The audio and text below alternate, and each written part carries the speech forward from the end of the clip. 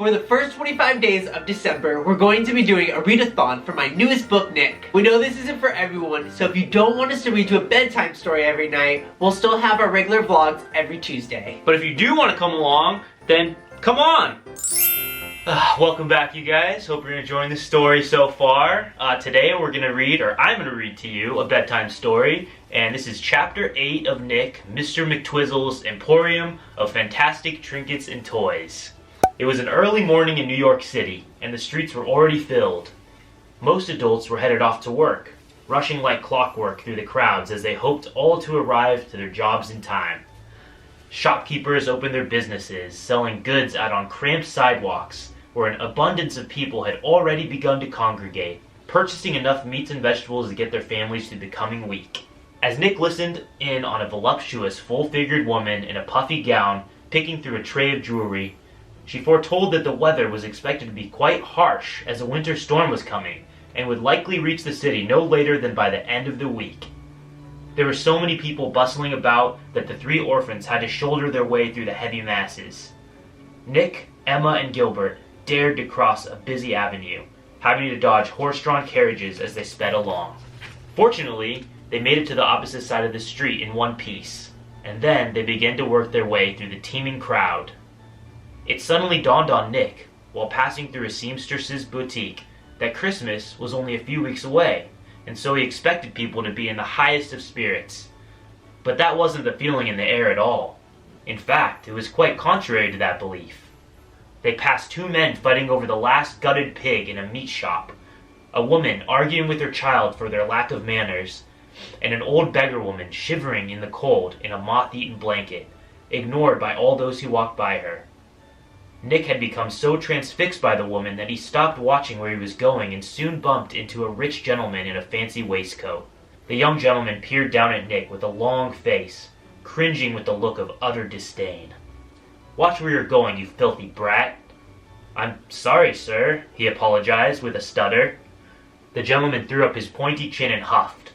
"Mongrel." Emma seized Nick's hand and pulled him away. "Come on, this way." She ushered them through the crowd, wandering in and out of the outdoor barrows. This time, Nick made certain to watch where he was going, so not to bump into any more strangers. Already, this had been the furthest Nick had ever traveled outside of the orphanage, and so he didn't know where they were or even which route to take to get them to their destination. Emma, however, was much more familiar with the city. She knew exactly where they were and how to get there. She would stop only to read street signs, and then she would be off down another boulevard with Nick and Gilbert trailing close behind. They soon wandered through a fish market, where Nick caught the strangest stench he had ever smelled before, and it left his cheeks puffy and his face a shade of sickly green. There were all sorts of different types of fish lying dead in trays, all filled with heavy mounds of ice. An old plump fisherman stood behind a glass case, filled with a great variety of crustaceans. Pow! He slapped a slimy fish onto the countertop, with such force that it left the three of them jumping up nearly out of their boots. The fisherman proceeded to wrap the fish up in a newspaper, just as one would a Christmas gift. "Fresh mackerel," he shouted, as he tossed the fish through the shop. Another fisherman caught it, and then passed it off to a customer in exchange for a few coins to cover the cost. The fisherman behind the counter then spotted Gilbert peeking through the glass case and looking over all the different types of sea life half submerged in cubes of ice. "What can I get you, little man?" The fisherman reached into the glass case and hauled a gray fish out by its scaly tail. "You like sea bass? I got the best in all of New York City. Ask anyone you know. They'll be sure to tell you the same." He wiggled the fish in Gilbert's face. The fish's mouth flopped open as its dead glazed eyes met with the young inquisitive boy. Gilbert screamed and tumbled back. He then darted behind Emma, cowering while the fisherman chuckled away at his expense. "Come on, we're almost there," Emma urged. Nick and Gilbert followed her out of the market and back onto the street. They crossed the avenue, rounded a corner, and into an alley, and then began down the pathway with towering apartment buildings on either side of them. The alley opened up into an even busier street than the one before. The road was filled with many carriages, all reined by horses galloping by. Nick noticed that the people walking this sidewalk wore nicer clothing than on the street they had previously been on.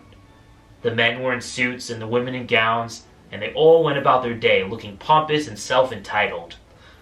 The children with them were replicas of their parents, as they too were donned in the finest attire, and carried themselves just as imperious as their guardians. Nick had never seen clothing so fancy before. Not a patch or single thread out of place, and every button intact. The ladies and gentlemen went on with their day, passing lavish boutiques that lined the charming street. Some of the shops sold expensive clothing, others candy and outrageous sweets, and a few were restaurants so extravagant that they must have been meant for only the wealthiest to dine in. They stopped in front of a shop tucked away between them all. The three orphans stood transfixed, marveling up at the shop. A ginormous, colorful box stood on its rooftop, and every second or so a mechanical clown would surprise them as it sprung free, and then retreated back into the box it had previously emerged from. It would then repeat this all over again. There were 2 display windows on either side of the glass, one of which showcased the largest stuffed bear in 3 of them had ever seen before. The other a glorious Christmas tree. The tree was adorned with tinsel and sparkling ornaments that shimmered in the morning sunlight, and was surrounded by piles of lovely wrapped presents. Nick's eyes trained on the whimsical golden font above the door. It read, Mr. McTwizzle's Emporium of Fantastic Trinkets and Toys. "We made it," announced Emma, after being surprised yet again by the clown bursting out from the box on the roof. Gilbert could feel his excitement boiling inside him, ready to burst out at any given moment. He took off, opening the heavy glass door and then hurrying inside. Nick and Emma shared a chuckle as they followed their friend. The toy shop was glorious, and beyond any child's wildest imagination. There were shelves upon shelves of extravagant toys at every turn, and they soon lost themselves in the wonder of it all. They ventured inside and down an aisle filled with porcelain dolls of many kinds. Each of the dolls was made to represent a different culture and different ethnicity. Nick spotted a porcelain doll of African descent dressed in a colorful dashiki, and then a Scottish one donned in a plaid kilt, and even a Japanese one painted to represent that of a gorgeous geisha. They continued on, making way into an aisle of stuffed bears, wooden figurines, and even into a section showcasing a variety of wind-up toys. The aisles created a labyrinth in the shop, and they all opened up to the very center, where a great oak counter stood in a perfect circle, sparkling as though it had just been polished. Nick drifted his gaze, his eyes twinkling at what he saw next. Above the counter was an enormous model of the planet Earth, rotating around and around, no different than the real thing. It was brought to Nick's attention that the whole ceiling was decorated with shimmering stars, spinning planets, and even comets shooting by, all hanging from strings.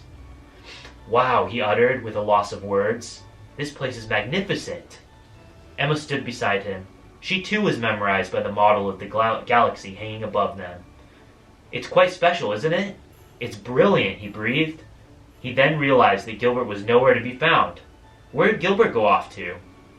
They scoured the shop, and soon spotted their friend back in an aisle filled with wind-up toys, asking one of the employees for assistance.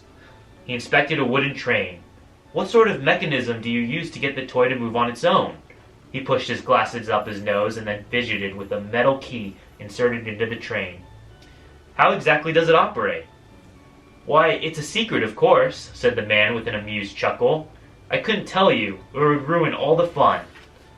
The employee was a man somewhat up in his years. He was quite lanky, and he wore a pair of half-moon glasses that sat on the tip of his long, pointy nose. His clothing was fancy, but slightly modest, and he wore a long, silly hat with its top falling down onto his shoulder, seeming to be made out from old socks he had no further use for. Nick ambled over to Gilbert. "Sorry about that," he apologized. "Our friend seems to have slipped away from us." "No trouble at all," said the man, unbothered. He then gave the three orphans a careful look over. Their clothing was patchy and torn in several spots, and so Nick assumed they must have stuck out like a sore thumb when compared to all those who were sophisticatedly dressed shopping nearby. "What brings you to the Emporium?" He glanced around. "Have you no parents with you?" "Afraid not," Nick answered. "You see, sir, the 3 of us are orphans." "Well, in that case, allow me to properly welcome you all to my Emporium of Fantastic Trinkets and Toys." He smiled kindly. "My name is Mr. McTwizzle, and I'm the owner of this fine establishment." He reached into his coat pocket and retrieved a handful of sugary sweets that looked like tiny canes striped red and white. "Would you like a sugar stick? I assure you, they're quite tasty." The three of them graciously accepted, each one taking a sugar stick for themselves. Mr. McTwizzle then asked while the three children enjoyed their sweets, "What brings you to my shop? Is there something special you're looking for?" "Actually," Nick began while sucking away on his candy stick, the peppermint sweetness puffing his cheeks as it tingled in his mouth. "We were hoping you could help us with something." He left the sugar stick gripped in his teeth while he reached into Gilbert's satchel and rummaged around. "We come from Lost Star Orphanage, and we were wondering," he withdrew the snow globe from out of the sack, "if by any chance you sold this to a nun by the name of Sister Merriweather." He handed the snow globe off to the old shopkeeper. Mr. McTwizzle adjusted his half-moon glasses and then gave the item a closer look. He peered through the glass dome and upon the frosted village nestled inside. "I remember every trinket I've ever sold and to whom I've sold it to. So yes, I remember it well." He handed it back to Nick. "Why do you ask?" Nick didn't know what to say, or even what information he was hoping to retrieve from his pathetic excuse of investigation. He most certainly didn't want to come right out and say how this gift came to be in his possession, especially not to a perfect stranger. Emma noticed his reluctance.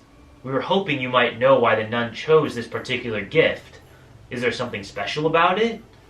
Mr. McTwizzle beamed proudly. "My dear child, there isn't a toy nor trinket crafted by my hands that isn't special. Each item in this shop is unique, as I never replicate the same creation more than once. And so yes, I do believe it is special." It wasn't the answer Nick was looking for, but again, he didn't know what answer he was hoping for. He felt defeated and lost. His gaze fell through the glass dome held in his hands, the snow whirling around the frosted village. There was something familiar about that village, something he couldn't exactly place. It was like the setting from a dream he once must have had, but a dream he couldn't remember. "Enjoy the shop," said Mr. McTwizzle. "Find something you like. It'll be on me." He turned and began walking away, when something suddenly came over Nick. He shouted, "What do you know about elves?" The shopkeeper stopped dead in his tracks, as though he had just walked into an invisible wall. He slowly whirled back around, looking stiff and incredibly pale. In his eyes, Nick could see a secret, hidden deep. "Follow me." He turned into an aisle, towered with many toys. Nick, Emma, and Gilbert shared a curious look, but didn't stop to question the peculiarity of it all. They just followed the shopkeeper down the aisle and towards a heavy, golden door at the very back of the shop. Mr. McTwizzle opened the door. "Come in," he requested, then ushered them into the back room. Woo! Alright, so tomorrow we'll figure out what happens behind that big golden door in Chapter 9, The Book of Elfenkind.